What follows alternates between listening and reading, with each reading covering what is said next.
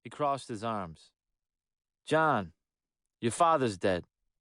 He was shot this morning, not far from the house." He waited for me to say something. I didn't.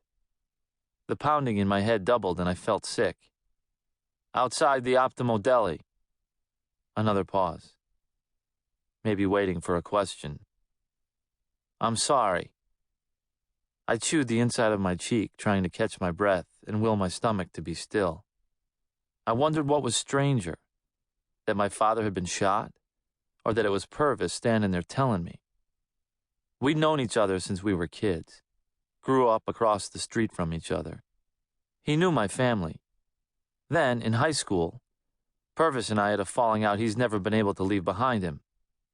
"No, you're not sorry," I said. "And neither am I, and you know it." "Give me a little credit, John. I don't like seeing anyone die. I don't like telling anyone about the loss of a loved one." He paused. "Even you." He almost grinned. "Either way, I'm going to need that gun. Take it. I got nothing to hide." "I hope that's the truth," Purvis said, pulling on a pair of rubber gloves. "Whatever, Purvis." Despite his news, he bored me already. He just snapped the rubber at his wrists. He picked up the gun and dropped it into a clear plastic bag. He put the bag in his jacket pocket. "You may want me on your side on this," he said, peeling off the gloves. "Enjoying yourself?" I asked.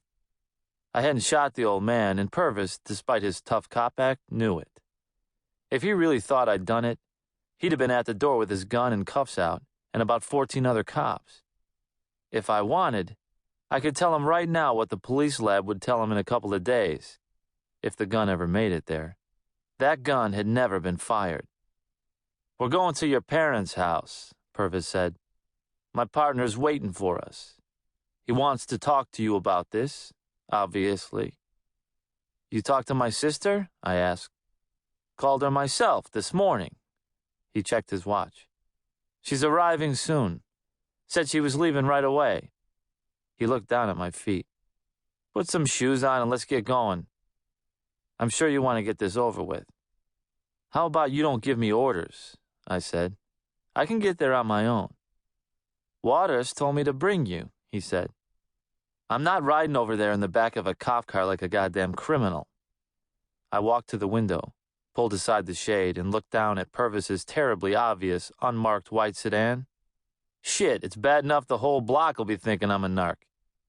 "We've waited long enough," Purvis said. "Waters is getting pissed." "I'll drive over myself," I said, walking back over to him. I nodded toward the bedroom. "I've got company to attend to." Then the name he dropped finally fell into place. "Nat Waters? He's in on this?" "He's my partner. We've got the case." This was getting richer by the moment. "I'll be there," I said, shooing him toward the door. "Scurry back to your boss and tell him I'm on my way." Purvis stopped in the doorway. "You are still a fucking asshole." "Whatever," I said, and slammed the door in his face. Molly sat in the middle of the bed, the bedclothes kicked down to her ankles, her knees drawn up to her chest, her black cherry hair loose over her shoulders.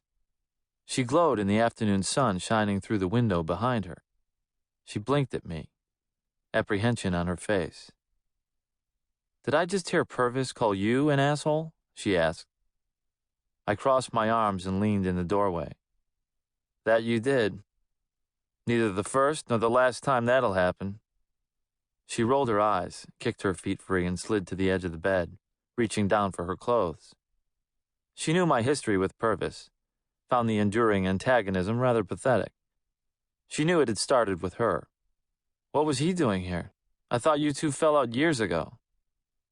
"We did," I said. "It was business." I hesitated, unsure of how to tell her the news, unsure if I wanted to. "Police business." She stopped dressing and stared at me, waiting. I couldn't leave it there. She'd make all the wrong assumptions if I did. Hell, I figured. It's not like she won't find out anyway. My father's been killed.